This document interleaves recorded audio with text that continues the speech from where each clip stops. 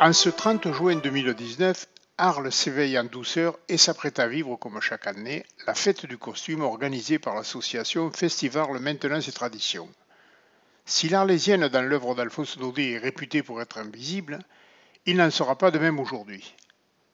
C'est Frédéric Mistral, lexicologue français de Languedoc, membre fondateur du Félibrige, fondateur du Musée Art Latin et prix Nobel de littérature qui est à l'origine de cette fête. Au début du XXe siècle, le costume provençal est en voie de disparition, la mode parisienne étant alors synonyme d'élégance. Mistral s'en inquiète et pour valoriser ce costume traditionnel, il crée en 1903 la Festa Virginienco. Il s'agit d'un rassemblement annuel au théâtre antique d'Arles où les jeunes filles âgées de 15 ans minimum vont prendre le ruban de velours bleu marine qui protège la coiffe, élément caractéristique du costume arlésien. Elles s'engagent ainsi à ne plus quitter ces symboles de leur passage à l'âge adulte. Cette initiative est une réussite. 1903, 28 reçoivent le ruban, 370 en 1904 et 78 en 2019. Depuis 1913, cette cérémonie se déroule au Sainte-Marie de la Mer et dans l'année qui suit, les jeunes filles confirmeront leur prise de ruban au théâtre antique d'Arles lors de la fête du costume. C'est à partir de ce moment qu'elles pourront porter un ruban coloré. Depuis 1930, une reine d'Arles est élue et intronisée tous les 3 ans. Secondée par ses demoiselles d'honneur, son rôle représentatif est de défendre et de promouvoir les traditions provençales. On se doit d'être les représentantes de toute la culture arlésienne, de tout cet art de vivre. Donc c'est vrai que c'est une journée un petit peu particulière. C'est notre dernière journée où on porte le blanc en tant que 23e reine d'Arles. Donc c'est une journée forte en émotion. Hormis la coiffe emblématique, l'habillement se compose principalement d'un plastron de dentelle en forme de trapèze, d'un grand châle de forme carrée qui moule le buste, d'une robe longue en satin pincée à la taille, sans oublier les bijoux et parures en or, bracelets, tours du cou et bagues, les boucles d'oreilles étant réservées aux seules femmes mariées.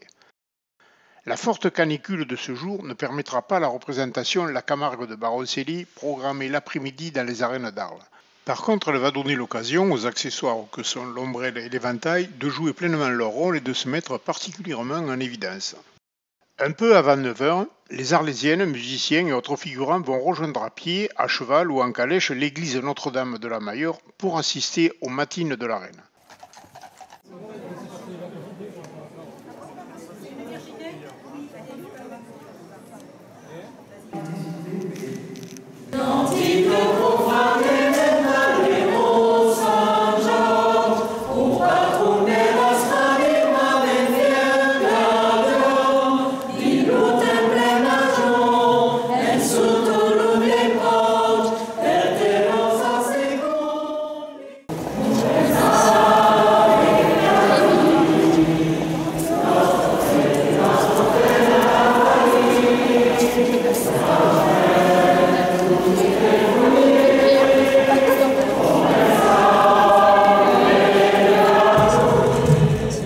À la fin de l'office, un important et magnifique cortège va s'élancer dans les rues de la ville jusqu'au théâtre antique.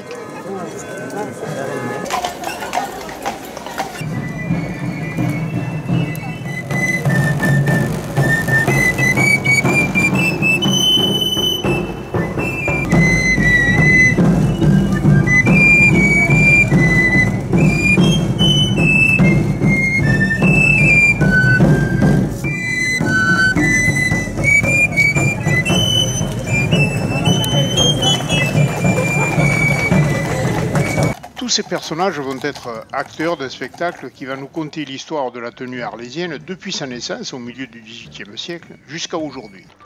Place à la fête du costume.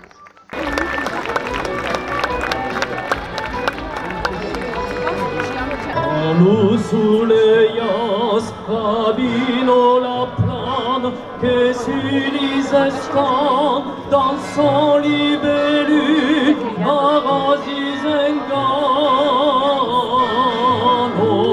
E per pur mestre, nous autres também, notre Père, à l'édifice, et Medjoy, et Bruno, Gramassi. Indicible arlésienne.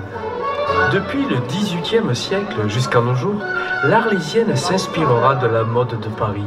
tout en la transformant pour lui conférer son originalité, magnifiant la femme, image de beauté et d'élégance.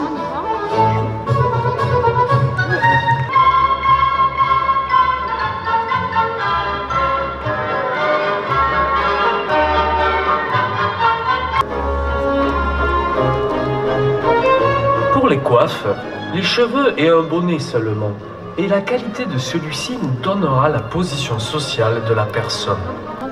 Sous la Restauration, et vers 1825, après une mode empire à taille haute, apparaît une silhouette nouvelle qui va s'exprimer dans une coiffe s'agrémentant d'un ruban souple noué sur le devant. C'est le ruban gancé, qui peut être en taffetas, en gaze, en tulle brodé ou en soie brochée. Les Arlésiennes de l'époque romantique doivent leur élégance au talent des passementiers.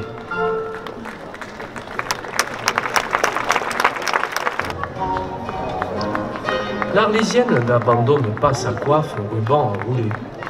Un peu différente que précédemment, le ruban changera de texture et permettra un modelage plus marqué.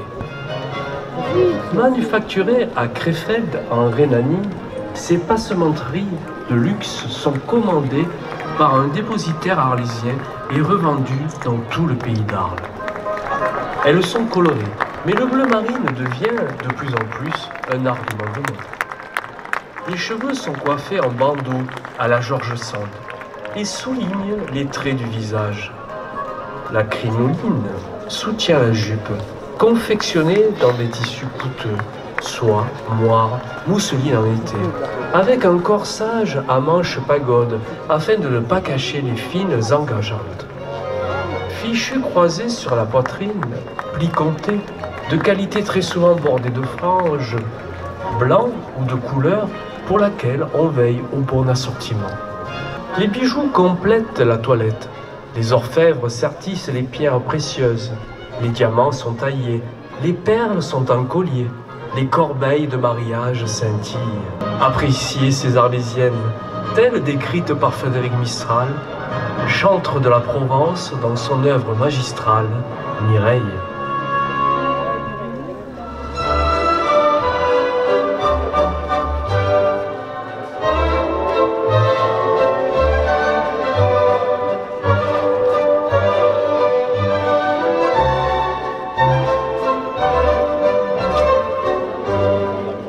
Les dernières années du XIXe siècle vont considérablement changer l'allure de l'Arlésienne. Ses souvenirs sont conservés au sein des familles. Les tenues sont devenues robes pour certaines. Leurs rubans les couronnent. Belles et rayonnantes, c'est ainsi qu'on les aime.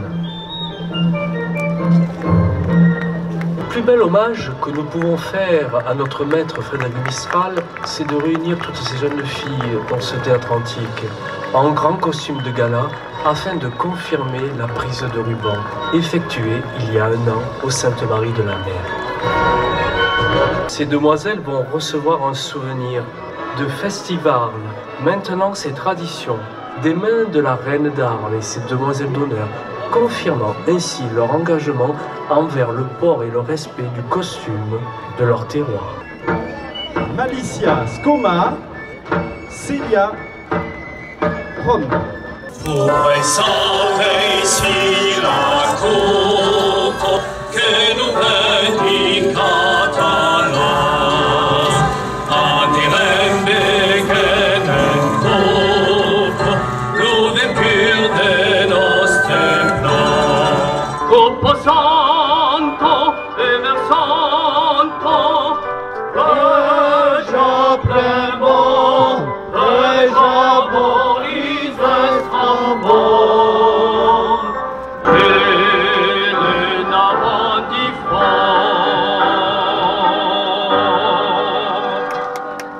Vive la province, vive Arles, vive les traditions.